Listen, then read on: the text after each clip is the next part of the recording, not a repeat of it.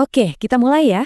Anda mungkin pernah dengar nama Dr. David Sinclair. Dia ini ilmuwan Harvard yang umurnya udah 50-an, tapi secara biologis katanya masih di usia 40-an. Nah, dalam pembahasan kali ini, kita akan bedah tuntas sains dan langkah-langkah praktis dari metodenya supaya kita bisa hidup lebih lama dan yang lebih penting, lebih sehat. Pertama-tama, kita perlu pahami dulu masalah utamanya, yang jujur aja kita semua hadapi. Berkat kemajuan zaman, kita memang bisa hidup lebih lama dari generasi sebelumnya. Tapi pertanyaannya, apakah kita hidup lebih baik? Nah, disitulah ada kesenjangan yang besar. Jadi ada dua istilah penting di sini, lifespan dan health span. Lifespan itu ya total umur kita. Tapi health span itu berapa lama kita hidup dalam kondisi sehat. Di Indonesia sendiri, rata-rata ada jarak sekitar 10 tahun. Coba bayangin, satu dekade terakhir hidup kita dihabiskan dengan bolak-balik berobat. Nggak mau kan? Nah, tujuan kita adalah gimana caranya bikin dua garis ini nempel. Disinilah ide dari Dr. Sinclair benar-benar mengubah cara kita berpikir. Dia menantang kita buat melihat penuaan itu bukan sebagai takdir yang pasti terjadi, tapi sebagai penyakit.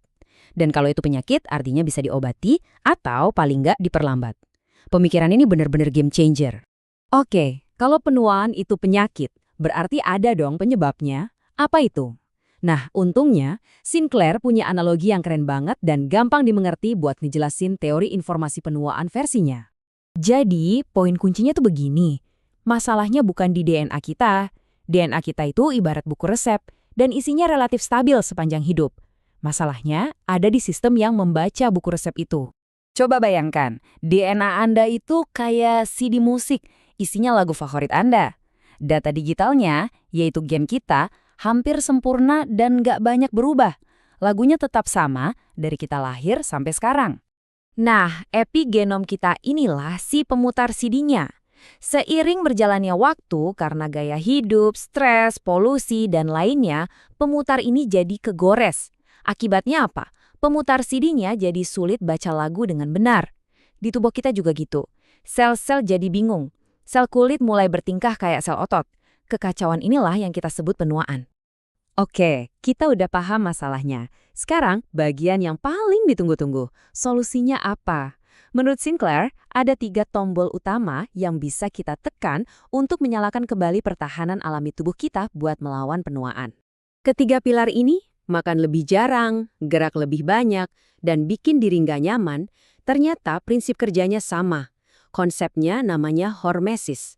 Gampangnya gini, sedikit stres yang baik dan terkendali itu ternyata nggak membunuh kita, tapi malah bikin kita lebih kuat. Stres ini seolah-olah membangunkan gen-gen umur panjang yang tadinya lagi tidur di dalam tubuh kita.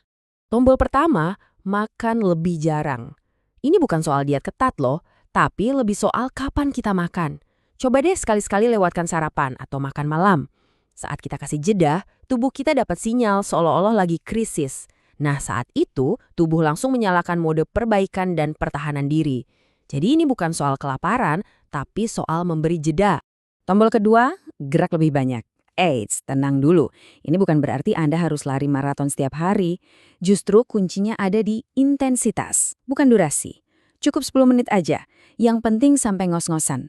Lakuin ini beberapa kali seminggu, itu udah cukup banget buat menyalakan gen pertahanan tubuh kita. Oke, tombol ketiga ini mungkin yang paling menantang.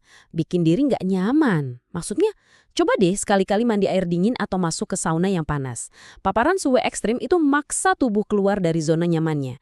Efeknya sama kuatnya kayak puasa dan olahraga tadi buat mengaktifkan jalur pertahanan tubuh. Tentu saja, 3 tombol tadi itu adalah fondasi utamanya. Tapi ada faktor-faktor lain yang nggak kalah penting buat mendukungnya. Yuk kita lihat beberapa di antaranya. Tidur yang berkualitas, ini tuh tombol riset gratis dari alam. Jangan pernah diremehin. Lalu, koneksi sosial. Punya temen ngobrol, keluarga yang dekat itu ampuh banget buat ngurangin stres kronis. Dan terakhir, punya tujuan hidup. Apapun itu, yang penting ada sesuatu yang bikin kita semangat bangun pagi. Ini penting banget buat menjaga otak kita tetap tajam. Nah, sekarang kita masuk ke topik yang paling sering ditanyain kalau ngomongin Sinclair, suplemen. Tapi, kita harus bahas ini dengan sangat-sangat hati-hati. Banyak yang mikir, apa suplemen ini jalan pintasnya? Semacam pil ajaib? Jawabannya nggak sesederhana itu. Sinclair sendiri memang mengonsumsi beberapa, tapi konteksnya ini wajib banget kita pahami. Ini beberapa nama yang mungkin pernah Anda dengar. Misalnya NMN, ini kayak bahan baku buat energi sel. Terus ada resveratrol yang kerjanya bareng NMN, ibarat pedal gas buat gen pertahanan kita. Tapi, dan ini penting banget, tolong digarisbawahi, beberapa di antaranya itu obat resep kayak metformin, bukan sesuatu yang bisa kita beli sembarangan. Saya harus bilang ini sejelas-jelasnya. Apa yang kita bahas di sini adalah sebuah laporan, bukan rekomendasi medis. Jangan, sekali lagi jangan ya, pernah coba-coba suplemen atau obat apapun tanpa ngobrol dulu sama dokter Anda. Ini bukan area untuk main-main. Jadi, setelah dengar semua informasi ini, mungkin rasanya, wah banyak banget ya yang harus dilakuin. Tenang, tenang. Mari kita simpulkan jadi satu pesan yang kuat dan sederhana. Inilah intinya. Kita mungkin nggak bisa menghentikan waktu, tapi kita punya kendali yang sangat besar atas cara kita menua. Pilihan kita setiap hari, sekecil apapun itu, sangat berarti. Ingatkan analogi CD tadi? Kita punya kuasa untuk membersihkan dan merawat pemutar CD kita. Sebagai penutup, coba renungkan pertanyaan ini. Diri Anda di masa depan lagi nontonin Anda sekarang.